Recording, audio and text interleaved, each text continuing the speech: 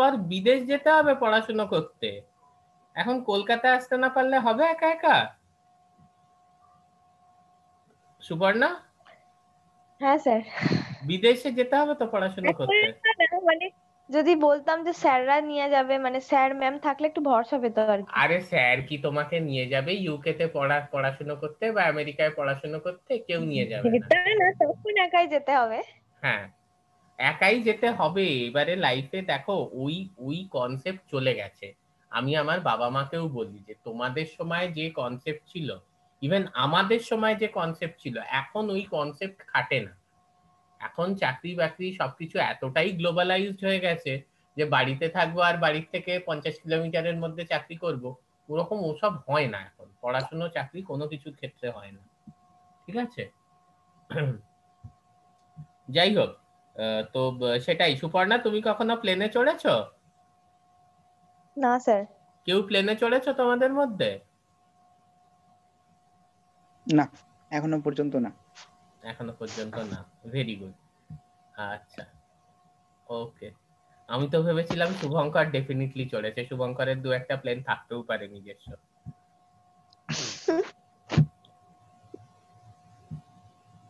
যাই হোক, so we will start our class today. Hmm. Ah, খুব ইন্টারেস্টিং একটা ক্লাস। আচ্ছা, স্ক্রিনটা দেখতে পাচ্ছো? Fusion protein. হ্যাঁ স্যার। আমার গলাও শুনতে পাচ্ছ। একটা খুব মজার গল্প দিয়ে একটা ক্লাস শুরু করি। গল্পটা হচ্ছে যে যেখানে আমরা সবাই ভূতের ভয় পেয়েছিলাম। হ্যাঁ, সুপর্ণা, তুমি ভূতকে ভয় পাও? ছোটবেলায় পেতাম স্যার, এখন পাই না। এখন পাও না। ব্যাপারটা হয়েছে এখন এইরকম। তো আমি ইন্টারেস্টেড দেখার জন্য। হ্যাঁ, দেখার জন্য মানে এখন আমি ইন্টারেস্টেড। ভূত কোথায় আছে সেটা দেখার জন্য। হ্যাঁ আচ্ছা হ্যাঁ। আচ্ছা আচ্ছা, ওই যে দেখে নাও এক্ষুনি। তুমি দেখবে এই জুমটা খুললেই একজন গিটার বাজাচ্ছে খাটে বসে, একটা ছবি দেখতে পাবে। যাই হোক, যেটা বলছিলাম, কি হলো? জুমটা খুললেই দেখতে পাবে একজন গিটার বাজাচ্ছে খাটে বসে। হ্যাঁ হ্যাঁ। যাই হোক, ঠিক আছে, বলুন বলুন এবার। যেটা বলছিলাম আমি, যে আমরা ল্যাবে ঢুকতে মানে রাত্রিবেলা আমাদের তো ল্যাবে কাজ করা ওরকম কোনো ব্যাপার নয়। সেটা আমরা সকালবেলায় মোটামুটি 5:30-6টায় চলে যেতাম, রাত্রিবেলা 8টা-5টা অবধি। আর তোমাদের যে রাকেশ স্যার যিনি সেমিনার দিলেন, তিনি আবার একটু উল্টো। তিনি সন্ধ্যেবেলা 6টায় আসতেন, সারা রাত কাজ করতেন, নিয়ে সকালবেলা 8টায় বাড়ি যেতেন। তো এইরকম একদিন হয়েছে কি, মোটামুটি 11:30টা নাগাদ আমি রাত্রিবেলা ল্যাবে ঢুকেছি, সেদিন সারা রাত কাজ করব বলে। আমি ছিলাম, রাকেশ ছিলাম। তো আমরা ঢুকে আর কি লাইটটা আমি অন করতে যাব। হ্যাঁ, তো একটা সুইচ আমি অন করেছি, করে দেখছি একটা সবুজ রঙের খুব স্ট্রং আলো চোখে এসে পড়লো। আমাদের ল্যাবে তো সবুজ রঙের খুব আলো নেই, একেবারে লেজারের মতো আলো। না, এবার তো আমরা সবাই ঘাবড়ে গেছি যে ল্যাবে তো টিউব লাইট, সবুজ আলো ল্যাবে কোত্থেকে আসছে? ল্যাবে তো টিউব লাইট, কি হবে? তারপর ব্যাপারটা বোঝা গেল যে আমি ভুল করে লাইটের সুইচটা অন করতে গিয়ে UV trans illuminator UV trans ইলুমিনেটরের সুইচটা অন করে দিয়েছি। ইউভি ট্রান্স ইলুমিনেটর কোনটা বলো তো, যাতে তোমরা ডিএনএ জেল দেখো? ঠিক আছে, ডিএনএ জেল দেখেছো তো? ওটা হচ্ছে ইউভি ট্রান্স ইলুমিনেটর। এইবার ওটার ওপর আমাদের এক সিনিয়র ছিলেন, যার একটা লেকচার আমি এই জানুয়ারিতে অ্যারেঞ্জ করব তোমাদের জন্য। তার নাম হচ্ছে সুপ্রতিম দা, মানে ডক্টর সুপ্রতিম দে। তিনি ক্যান্সাস ইউনিভার্সিটিতে আছেন এখন, ইউনাইটেড স্টেটসে। তিনি কি করেছেন, তিনি একেবারে ফ্যামিলি ম্যান, বিয়ে টিয়ে করে তিনি 8টার মধ্যে বাড়ি চলে যায়। ওই রাত্রিবেলা থাকা ফাঁকা ওসব সে করে না। তিনি কি করেছেন, তিনি একটা রিকম্বিনেন্ট প্রোটিন এক্সপ্রেস করেছেন। সেটা হচ্ছে একটা ফিউশন প্রোটিন। তাতে তার নর্মাল প্রোটিনটা আছে একটা ব্যাকটেরিয়া, সেটার সঙ্গে তিনি একটা জিএফপি বা গ্রিন ফ্লুরোসেন্ট প্রোটিনকে ট্যাগ করেছেন। বোঝা যাচ্ছে? এইবার ট্যাগ করার পরে সেই প্রোটিনটাকে পিউরিফাই করে ওই ট্রান্স ইলুমিনেটরের ওপর, মানে পিউরিফাইড প্রোটিনটা একটা ছোট্ট মাইক্রোফিউজে ওই ট্রান্স ইলুমিনেটরে দেখেছে, দেখে ওখানে রেখে চলে গেছে। আমি যেই ট্রান্স ইলুমিনেটরটা অন করেছি, এবার ইউভি লাইট গিয়ে পড়েছে জিএফপির ওপর। যে মুহূর্তে ইউভি লাইট জিএফপির ওপর গিয়ে পড়েছে, সঙ্গে সঙ্গে একটা তীক্ষ্ণ গ্রিন ফ্লুরোসেন্স আমরা দেখতে পেয়েছি আর কি। তো that is the secret of our ভূত বা ঘোস্ট। বোঝা গেল ব্যাপারটা? সুপর্ণা, বুঝতে পারলে? হ্যাঁ। আচ্ছা, ঠিক আছে। তাহলে এইটা ছিল গিয়ে হচ্ছে যে ফিউশন প্রোটিন নিয়ে একটা খুব মজার গল্প। বেসিক্যালি ফিউশন প্রোটিন জিনিসটা কি? ফিউশন প্রোটিন হচ্ছে রিকম্বিনেন্ট ডিএনএ টেকনোলজির মাধ্যমে, একটু আমরা ছবিটা দেখবো তাহলে আরো ক্লিয়ার হবে ব্যাপারটা। হোপফুলি ছবিটা দেখা যাচ্ছে। রিকম্বিনেন্ট ডিএনএ টেকনোলজির মাধ্যমে আমরা যখন দুটো different domain of two different proteins, I repeat, two different domains, হ্যাঁ, of two different proteins encoded by two separate genes, এই দুটোকে যখন আমি রিকম্বিনেন্ট ডিএনএ টেকনোলজির মাধ্যমে জুড়ে দিই, যার দরুন তারা একসাথে ট্রান্সক্রাইবড হয় into a single mRNA and further they are translated as a single polypeptide chain. আবার বলছি, দুটো ডিফারেন্ট প্রোটিন বা অ্যাটলিস্ট দুটো different domain of two different proteins encoded by two separate genes, হ্যাঁ, they are joined by recombinant DNA technology, okay, so that they are transcribed into a single mRNA. Both the domains are transcribed into a single mRNA and they are translated into a single polypeptide. So this is the concept. এইটা আমাদের বুঝতে হবে। More or less আমরা যে recombinant প্রোটিনই express করি, usually সেগুলো fusion protein হয়, in the sense যে সেই প্রোটিনগুলোর সাথে কিছু অ্যাফিনিটি ট্যাগস থাকে। Now what is an affinity tag? এটা আমাকে কেউ বলতে পারবে? এটা কিন্তু আমি অনেকবার এক্সপ্লেন করেছি।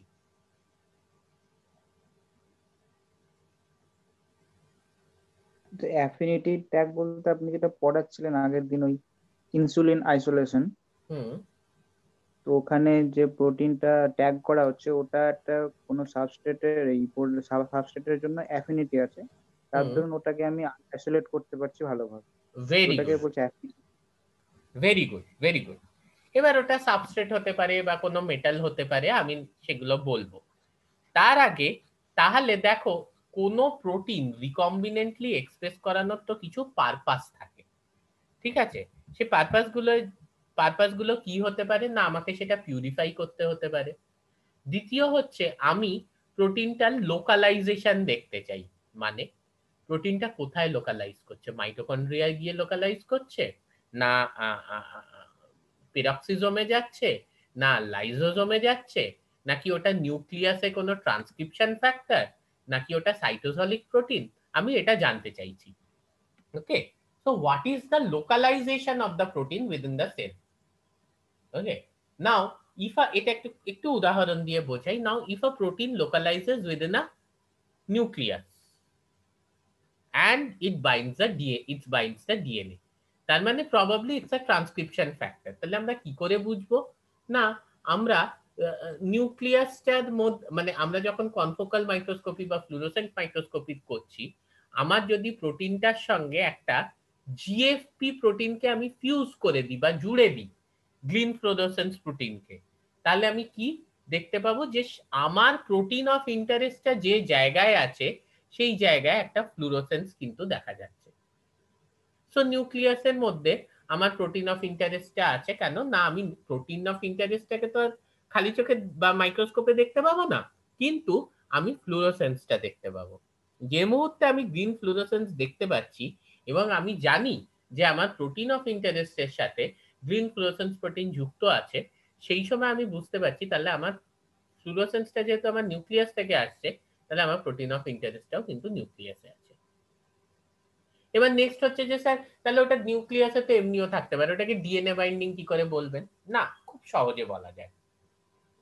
ধরো আমি আমার যে আচ্ছা তাতে আচ্ছা এটা আগে বলে দিই কি, হ্যাঁ এটা আগে বলে দিচ্ছি। এটা হচ্ছে কি ফ্লুরোসেন্স ওভারল্যাপ। ধরো আমার প্রোটিনটা আমি ফ্লুরোসেন্টলি ট্যাগ করেছি গিয়ে হচ্ছে ইয়েলো ফ্লুরোসেন্স প্রোটিন দিয়ে, হ্যাঁ, বা রেড ফ্লুরোসেন্স প্রোটিন দিয়ে, এবং এরকম অনেক ভ্যারিয়েন্ট আছে আমরা এক্ষুনি দেখব। এবং আমি ডিএনএটাকে সিম্পলি সাইবার গ্রিন ডাই দিয়ে আর কি বাইন্ড করিয়েছি। তাহলে ডিএনএ এর জায়গায় আমি কি দেখতে পাবো? একটা গ্রিন ফ্লুরোসেন্স দেখতে পাবো, এবং আমার প্রোটিনের জায়গায় আমি কি দেখতে পাবো? একটা রেড ফ্লুরোসেন্স দেখতে পাবো। তাহলে যদি আমি টোটাল ইয়েলো ফ্লুরোসেন্স দেখি, তার মানে সেই জায়গায় আমার ডিএনএটা এবং প্রোটিনটা একসাথে কো-লোকালাইজ করেছে। মানে the DNA and my protein of interest have co-localized। কেন না, আমি ডিএনএটাকে বাইন্ড করেছি সাইবার গ্রিন ডাই দিয়ে, সেটা আমার গ্রিন ফ্লুরোসেন্স দিচ্ছে। আমার প্রোটিনটাকে আমি ট্যাগ করেছি একটা রেড ফ্লুরোসেন্ট মার্কার দিয়ে। আর আমি একই জায়গা থেকে দেখতে পাচ্ছি, একটা নির্দিষ্ট জায়গা থেকে ফ্লুরোসেন্স মাইক্রোস্কোপিতে ইয়েলো ফ্লুরোসেন্স দেখতে পাচ্ছি। তার মানে কি, আমার প্রোটিনটার রেড ফ্লুরোসেন্সটা co-localize করছে with the green fluorescence of the DNA. So my protein is binding with the DNA and it is localizing within the nucleus as well. So it is probably a transcription factor. Okay, তাহলে fusion protein অনেক ধরনের হয়। এখানে মানে basically কিন্তু এই first ধরনের fusion প্রোটিনটাই mainly দেখা যায়, যেটা হচ্ছে টাইপ 1। টাইপ 1 কি না, এখানে একটা ডোমেন 1 মানে একটা প্রোটিনের একটা ডোমেন, সে এটা হচ্ছে গিয়ে আমার একটা ট্রান্সক্রিপশন ফ্যাক্টরের সে হচ্ছে গিয়ে জিঙ্ক ফিঙ্গার মোটিভ, যেহেতু ও ডিএনএ বাইন্ডিং দিয়ে শুরু করলো। So it's a zinc finger completely DNA binding domain এইখানে আছে, এবং তারপর একটা ছোট লিঙ্কার আছে, তারপর আমার জিএফপি আছে। So this is one category where you have two protein subunits which are fused end to end and joined by a linker. So say domain 1 it's a DNA binding domain, R domain 2 এটা হচ্ছে গিয়ে একটা GFP বা যে কোনো fluorescent domain, এটা একটা হতে পারে। সেকেন্ড আরেক ধরনের টাইপ 2 ফিউশন প্রোটিনস হয়, যেগুলো খুব রিয়ারলি দেখা যায়। সেখানে কি, যে দুটো প্রোটিনসেরই কিছু অ্যামিনো অ্যাসিডস মানে কিছু মোটিভস ইন্টারস্পার্সড থাকে। ঠিক আছে, সে আমার ডিএনএ বাইন্ডিং ডোমেন যেটা, তাতে সে জিঙ্ক ফিঙ্গার্স আছে, এরকম ইন্টারস্পার্সড মাঝে মাঝে, এই যে দেখো ইন্টারস্পার্স মানে ছড়ানো আছে। আর জিএফপির যে ডোমেনটা আছে, সেটারও কিছু অ্যামিনো অ্যাসিডস এইভাবে ছড়ানো আছে। So this is another kind of construct. Okay, so this is type 1 and type 2, এই দু ধরনের কিন্তু হয়।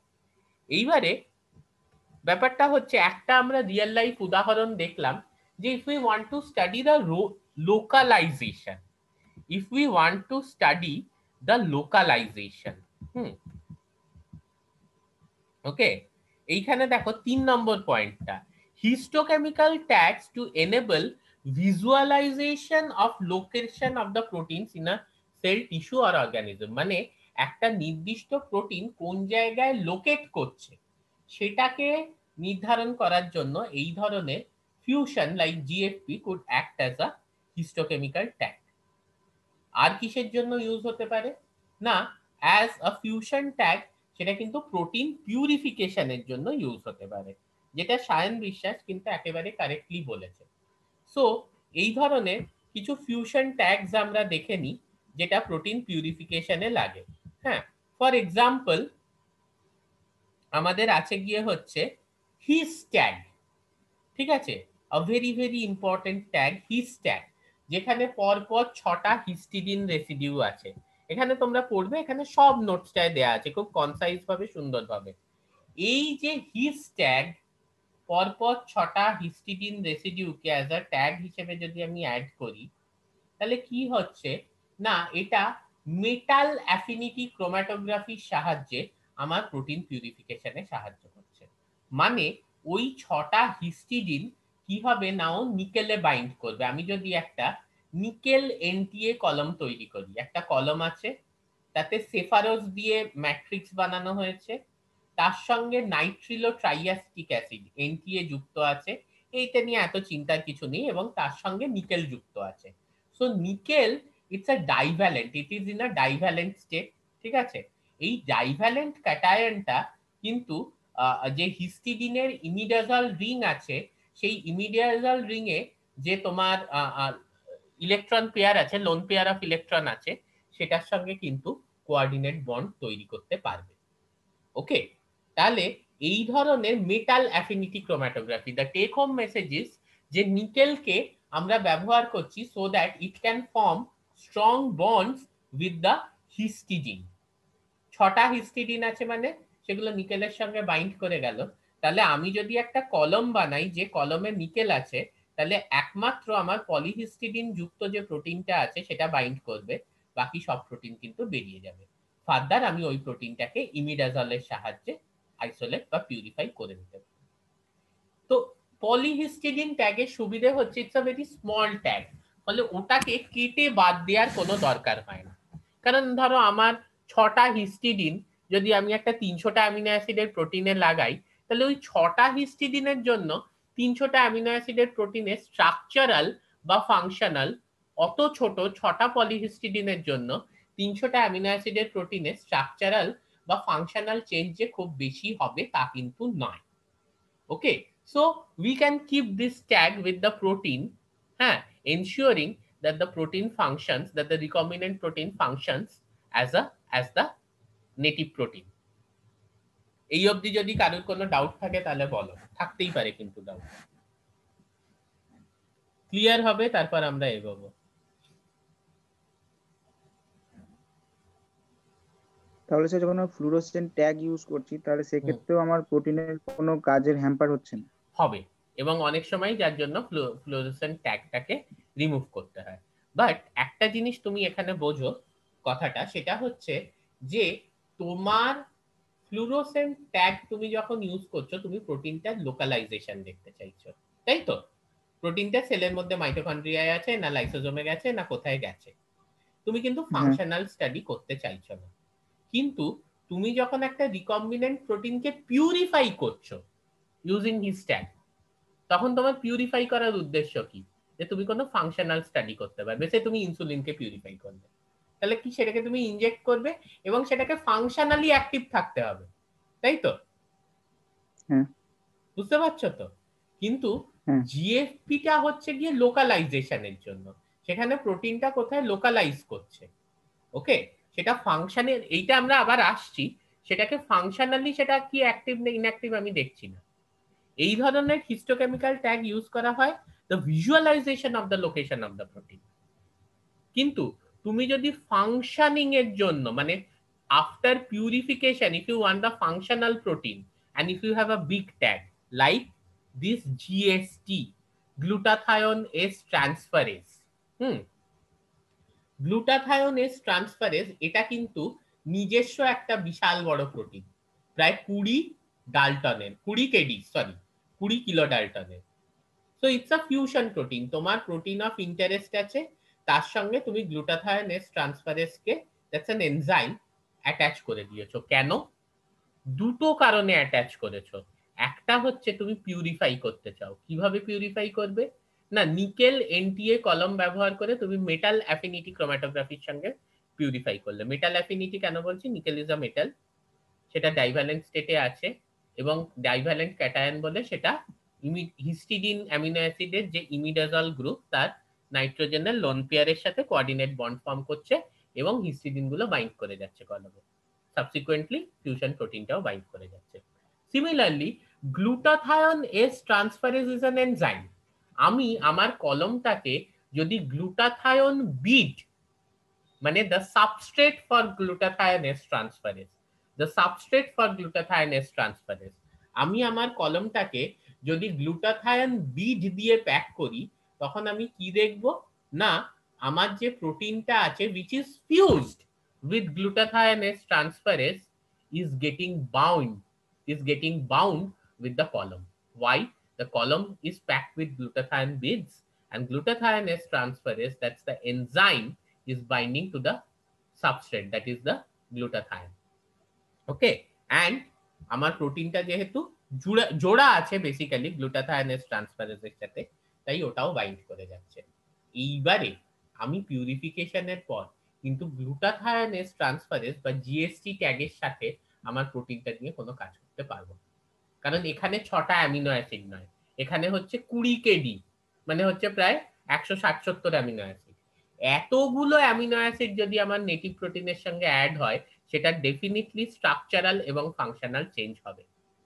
তাই জন্য আমি ডিফারেন্ট প্রোটিয়েজ ব্যবহার করে, লাইক থ্রম্বিন, ঠিক আছে, মেনলি যেটা ব্যবহার করা হয়, কি করব না ওই ট্যাগটাকে কেটে বাদ দিয়ে দেব। আমার পিউরিফাই করা হয়ে গেছে প্রোটিন, এবার আর আমি ওই ট্যাগটার ব্যাপারে ইন্টারেস্টেড নই, আমি সিম্পলি ওই ট্যাগটাকে কাটবো, কেটে বাদ দিয়ে দেব। এই ধরনের ট্যাগের বিশেষ করে গ্লুটাথায়োনেজ ট্রান্সফারেজ বা মল্টোজ বাইন্ডিং প্রোটিন, এখানে তোমরা বুঝতেই পারছো যে মল্টোজ বাইন্ডিং প্রোটিনের ক্ষেত্রে আমি যে কলমটা প্যাক করব পিউরিফিকেশনের জন্য, সেই কলমে কি থাকবে সায়ন দাস? পিউরিফিকেশন পারপাসে একটায় আমি নিকেল রাখলাম, একটায় আমি গ্লুটাথায়ন বিড রাখলাম। তাহলে মাল্টোজ বাইন্ডিং প্রোটিনকে যদি আমি ট্যাগ হিসেবে ইউজ করি, তাহলে যে কলমটা ব্যবহার করব পিউরিফিকেশনে, সেই কলমে কি থাকবে সায়ন দাস? বলতে পারবে? সায়ন দাসের গলা আসছে না। মল্টোজ থাকবে। মল্টোজ থাকবে, অ্যাবসলিউটলি কারেক্ট। ঠিক আছে, যে তোমার যে okay you can mute yourself. তাহলে যে কলমটা, তাতে আমি মল্টোজ দিয়ে কলমটাকে প্যাক করব। এবার আমার প্রোটিনটা ফিউজড হয়েছে উইথ মল্টোজ বাইন্ডিং প্রোটিন, ফলে মল্টোজ বাইন্ডিং প্রোটিন মল্টোজে বাইন্ড করবে এবং আমার প্রোটিনটা অফ ইন্টারেস্টটাও বাইন্ড করে যাবে। এইখানে একটা জিনিস বলি, এই জায়গায় দেখো যে to increase the expression and solubility of the desired protein, এই যে ট্যাগ, বিশেষ করে কোনো ট্যাগ যদি তুমি এন টার্মিনালে দাও, প্রোটিনের এন টার্মিনালে দাও, সেক্ষেত্রে সেই ট্যাগটা কিন্তু প্রোটিনের এক্সপ্রেশন লেভেলটাকেও বাড়িয়ে দেয়। কোনো প্রোটিনের, আবার বলছি, এই ধরনের ট্যাগ, আমরা রানিং আউট অফ টাইম, কেন এখন তো টাইম দেখাচ্ছে না, যদি তুমি এন টার্মিনালে দাও, সেক্ষেত্রে কিন্তু সেই প্রোটিনের এক্সপ্রেশন লেভেলটাকেও বাড়িয়ে দেয়। ওকে, আর কি হয়? সলিউবলাইজেশন। বিশেষ করে আমি যখন জিএসটি ট্যাগ ব্যবহার করছি, বা মল্টোজ বাইন্ডিং প্রোটিন এমবিপি ব্যবহার করছি, এই দুটোর কিন্তু একটা মারাত্মক ভূমিকা আছে in the solubilization of the protein. তোমার যে প্রোটিনটা রিকম্বিনেন্টলি এক্সপ্রেস করা হচ্ছে, ইট ইজ নট এসেনশিয়াল, কারণ সেটা কিন্তু নেটিভ প্রোটিন নয় ইকোলাই এর, যে ওটা সলিউবলাইজড হবে। দেয়ার আর চান্সেস যে ওটা টক্সিক হবে, ওটা ইনসলিউবল হবে, ওটা ইনক্লুশন বডির মধ্যে ইকোলাই প্যাক করে নেবে। The protein will be insoluble and it will be packed within the inclusion body, which is a defense mechanism exhibited by the host organism, expression host like E. coli. কিন্তু এই ধরনের tag যদি থাকে, বিশেষ করে GST বা MBP, হিস tag কোনো সলিউবলাইজ করে না প্রোটিনকে, এরা কিন্তু প্রোটিনের সলিউবিলিটিটা মারাত্মক বাড়িয়ে দেবে এবং প্রোটিনটাকে তুমি সেল পেলেটে পাবে না, সুপারনেটেন্টে পাবে। সেন্ট্রিফিউগেশনের পর, সনিকেশনের পর সেন্ট্রিফিউজ করে সুপারনেটেন্টে পাবে। আর যে জিনিসটাকে তুমি সুপারনেটেন্টে পাচ্ছ, সেটাকে কিন্তু পিউরিফাই করা অনেক সোজা হয়। ওকে, তাহলে এরা কিন্তু এক্সপ্রেশন বাড়ায় এই ট্যাগস গুলো, all this tags if they are present within the N terminal, and certain tags like GST or NBP, they also increases the year of a protein. They also increase the expression of a protein. এইবার এই ধরনের fusion protein is also used, আমি আবার বলছি, যখন তুমি fusion প্রোটিনের থেকে তোমার প্রোটিনটাকে ফাংশনালি কিছু, say insulin as a hormone injection দিচ্ছ, বা কোনো ফাংশনাল অ্যাসে করতে চাইছো, কোনো একটা এনজাইম পিউরিফাই করেছো, তাহলে সেই এনজাইমের স্পেসিফিক অ্যাক্টিভিটি তুমি মাপতে চাইছো। এই মতো অবস্থায় কিন্তু তোমাকে বড় ট্যাগ হলে বাদ দিতে হবে, কারণ তুমি যদি বড় ট্যাগ হয়, সেটা কিন্তু প্রোটিনের স্ট্রাকচার আর ফাংশনকে অ্যাফেক্ট করবে, এবং এনজাইমটা নর্মালি নেটিভ স্টেটে যা স্পেসিফিক অ্যাক্টিভিটি দেখায়, সেটা দেখাতে পারবে না। বাট তুমি যদি লোকালাইজেশন দেখো, তাহলে এই ধরনের ট্যাগ সরানোর কিন্তু কোনো দরকার নেই। অলসো এরা এই ট্যাগস গুলো প্রোটিনের লেভেল অফ এক্সপ্রেশন, কতটা প্রোটিনটা এক্সপ্রেস হচ্ছে সেটাকেও কিন্তু দেখতে সাহায্য করে। ঠিক আছে, এই যে ধরো কিভাবে দেখতে সাহায্য করে না, আমাকে একটা অ্যাসে করতে হবে যেখানে একটা রিপোর্টার লাগবে। সেই রিপোর্টারটা এই যে as reporters of level of expression দেখাবে। সে তোমার একটা প্রোটিন আছে ইনসুলিন, সেই ইনসুলিনের সাথে তুমি ফিউজ করে দিয়েছো বিটা গ্যালাক্টোসিডেসকে। ওকে, এইবার কি হচ্ছে, তোমার যে প্রোটিনটা তৈরি হলো সেই প্রোটিনটায় তুমি একটা সাবস্ট্রেট দিয়ে দিলে এক্সগ্যাল পাউডার। কতটা এক্সগ্যাল পাউডারকে তোমার যে প্রোটিনটা তৈরি হলো সেটা ভাঙতে পারছে, সেটা তুমি কালার চেঞ্জ দিয়ে, ব্লু হোয়াইট কালার চেঞ্জ যেটা, সেইটা দিয়ে দেখে নিতে পারছো। যে মুহূর্তে তুমি দেখে নিতে পারছো যে কতটা তোমার বিটা গ্যালাক্টোসিডেস তৈরি হয়েছে, সাবসিকুয়েন্টলি তোমার ততটাই কিন্তু প্রোটিন অফ ইন্টারেস্ট বা ইনসুলিনটাও তৈরি হয়েছে। তাহলে বিটা গ্যালাক্টোসিডেস কতটা কিভাবে দেখতে পাচ্ছ না, দ্যাটস আ সিম্পল অ্যাসে, যে এক্সগ্যাল পাউডারকে আমি বিটা গ্যালাক্টোসিডেস দিয়ে ট্রিট করছি, করে ওটা ব্লু কালার যেটা তৈরি হয় সেটা ডেভেলপ করছে কিনা। So this is an as. Simply আমি যদি আমার ইনসুলিনের সাথে লুসিফেরেজ এইটাকে ফিউজ করি অ্যাজ আ ফিউশন প্রোটিন, সেক্ষেত্রে আমি কি করতে পারছি না, জোনাকির মধ্যে যেটা থাকে লুসিফেরেজ, হ্যাঁ, কি করতে পারছি না, আমি তার সাবস্ট্রেট লুসিফেরিন দিচ্ছি, এটিপি দিচ্ছি, অক্সিজেন তো আছে, ম্যাগনেসিয়াম আয়ন্স দিয়ে দিচ্ছি। তাহলে কি করবে, ও লুসিফেরিনকে কিন্তু কালার্ড প্রোডাক্টে, লুসিফেরেজ কালার্ড প্রোডাক্ট একটা প্রডিউস করবে যেটা জোনাকি করে থাকে। ঠিক আছে, তাহলে এখানে কতটা কালার্ড প্রোডাক্ট তৈরি হচ্ছে সেখান থেকে আমি বুঝতে পারছি যে কতটা লুসিফেরেজের এক্সপ্রেশন হয়েছে, অ্যান্ড সাবসিকুয়েন্টলি কতটা আমার যে ইনসুলিনটা যেটা লুসিফেরেজের সঙ্গে জোড়া আছে সেটার এক্সপ্রেশন হয়েছে। Okay, so these are reporter genes. হ্যাঁ, reporter proteins, fusion proteins like beta galactosidase, luciferase etcetera. জিএফপিও অ্যাজ আ রিপোর্টার কাজ করতে পারে, যে কতটা জিএফপি ফ্লুরেস করছে। জিএফপি ফ্লুরেস করে in presence of blue light বা ইউভি, আল্ট্রাভায়োলেট লাইট। এর প্রেজেন্সে কতটা জিএফপি ফ্লুরেস করছে সেটার থেকে আমি বুঝতে পারবো যে জিএফপির সঙ্গে যুক্ত আমার যে ইনসুলিনটা আছে সেটা কতটা প্রডিউস হয়েছে। তো এরকম আরো বিভিন্ন ধরনের ফ্লুরোসেন্ট প্রোটিন আছে, like orange fluorescent protein, yellow fluorescent protein. ঠিক আছে, এবং এই জিএফপি জেলিফিশ থেকে আইসোলেট করা হয়েছে কিন্তু এই জিএফপি জিনটা। জিএফপির সব থেকে বড় সুবিধে হলো লুসিফেরেজও কালার দেয়, বিটা গ্যালাক্টোসিডেস থেকেও কালার পাবো, কিন্তু তার জন্য এক্সগ্যাল পাউডার দিতে হবে। বা লুসিফেরেজের ক্ষেত্রে যেখানে আমি সিম্পল জোনাকির কালার পাচ্ছি, সেখানে আমাকে একটা সাবস্ট্রেট দিতে হবে লাইক লুসিফেরিন, এটিপি দিতে হবে, হ্যাঁ, অক্সিজেন, ম্যাগনেসিয়াম, ডাইভ্যালেন্ট আয়ন ইত্যাদি সব দিতে হবে, তবে কিন্তু কালারটা প্রডিউস হচ্ছে। কিন্তু জিএফপির ক্ষেত্রে সেই সব কিচ্ছু দরকার নেই। সিম্পল ব্লু লাইট বা ইউভি লাইটে যদি তুমি রেখে দাও তাহলে কিন্তু তুমি দেখতে পাবে গিয়ে হচ্ছে যে কতটা গ্রিন ফ্লুরোসেন্স তুমি দেখতে পাবে। সেখান থেকে তুমি বুঝতে পারবে যে জিএফপির সঙ্গে যুক্ত তোমার যে প্রোটিনটা আছে সেটা কতটা আর কি প্রডিউস হয়েছে। তাহলে অ্যাজ লোকালাইজেশন স্টাডি করতে পারছি, পিউরিফাই করতে পারছি, সলিউবলাইজ করতে পারছি, এন টার্মিনালে ট্যাগ দিলে, ফিউশন প্রোটিন দিলে এক্সপ্রেশন বাড়াতে পারছি, এবং এছাড়াও তাদের যে আমার প্রোটিন অফ ইন্টারেস্টের কতটা এক্সপ্রেশন হয়েছে আমার, তার সঙ্গে যে ফিউশন ট্যাগটা আছে লুসিফেরেজ বা বিটা গ্যালাক্টোসিডেস বা জিএফপি, সেইটার মাধ্যমে কিন্তু আমি জানতে পারছি। টু এন্ড আমি দেখাবো যে কোন জিনিসটাকে অন্ধকারে দেখে আমরা ভয় পেয়ে গিয়েছিলাম। It is this thing. এরকম একটা সবুজ লাইট আসবে যখন তুমি এপেন্ডফটাকে রেখে দেবে গিয়ে হচ্ছে একটা ইউভি ট্রান্সইলুমিনেটরের উপর, আর ভুল করে যদি সেটা সুইচটা অন হয়ে যায়। So this is our introductory class on fusion proteins. 3 minute বাকি আছে, কারোর যদি কোনো কোয়েশ্চেন থাকে চট করে ফেলো।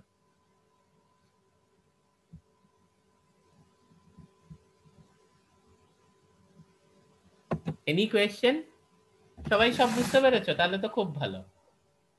বিটা গ্যালাক্টোসিডেজ আমরা অ্যাসে করছি যখন ইনসুলিনের, তখন বিটা গ্যালাক্টোসিডেজের ফাংশনের উপর ইনসুলিন কোনো হ্যাম্পার করছে না, ইনসুলিনের কোনো চেন? আমি তোমাকে একটা কথা বলি, এখানে আমি কি স্টাডি করছি, এখানে আমি স্টাডি করছি ইনসুলিনের এক্সপ্রেশনটা কত হয়েছে। হ্যাঁ আমার যে জিন অফ ইন্টারেস্ট সেটার এক্সপ্রেশনটা কত হয়েছে। অফকোর্স বিটা গ্যালাক্টোসিডেজ যদি ইনসুলিনের সঙ্গে যুক্ত থাকে, আর আমি যদি সেই ইনসুলিনটাকে বিটা গ্যালাক্টোসিডেজ কেটে বাদ না দিয়ে ইউজ করি, সেটা প্রথম কথা আমি ইউজ করতেই পারবো না, because insulin is such a small protein. ওটার সঙ্গে যদি অত বড় একটা বিটা গ্যালাক্টোসিডেজ যুক্ত থাকে, কখনোই সেটা করা যাবে না। কিন্তু উল্টোটা হয় না, কি, আমি যখন আমি অ্যাসে করছি যে ইনসুলিনটা আমার কতটা এক্সপ্রেস করছে, তো সেক্ষেত্রে বিটা গ্যালাক্টোসিডেজের ফাংশনটা ভালো হওয়া দরকার, কারণ যত বিটা গ্যালাক্টোসিডেজ এই এক্সগালকে প্রোডাক্ট করবে তত কালার ফর্ম করবে। তুমি বলছো ইনসুলিন যুক্ত থাকার জন্য বিটা গ্যালাক্টোসিডেজের অ্যাক্টিভিটি কোনোভাবে হ্যাম্পার হচ্ছে কিনা? না না, সেটা হয় না।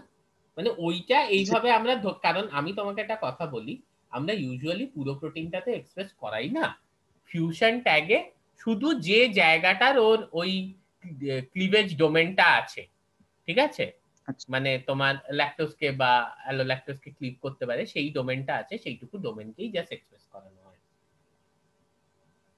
ওকে, আমি বুঝতে পেরেছি। তুমি বলছো যে সঙ্গে ইনসুলিন আছে বলে ওর অ্যাক্টিভিটি এফেক্ট হচ্ছে কিনা, তার জন্য অ্যাসের রেজাল্ট কিছু ভুল আসতে পারে, মানে ফলস নেগেটিভ আসতে পারে। বাট ইউজুয়ালি আমরা পুরো প্রোটিনকে তো এক্সপ্রেস করাই না, জাস্ট ওই রিপোর্টার জাস্ট রিপোর্ট করবে যে কতটা আর কি আমি প্রডিউস হয়েছি, ফলে আমি যাকে ধরে আছি সে কতটা প্রডিউস হয়েছে। আমি কতটা প্রডিউস হয়েছি আমি সাবস্ট্রেটকে ভেঙে কালার প্রোডাক্ট তৈরি করে দেখিয়ে দেবো। ওকে, ঠিক আছে sir. Okay, so we and hour class today. কারোর কোনো ডাউট থাকলে জিজ্ঞেস করো, নেক্সট ক্লাস আমি জানিয়ে দেব। আমি এগুলো আরো অনেক কিছু পোস্ট করব, যেগুলো কিন্তু এই উইকে তোমরা পড়তে থাকো প্রথম দিকে, কারণ প্রথম দিকে আমরা খুব বিজি থাকবো। ওকে, সো উই এন্ড হিয়ার।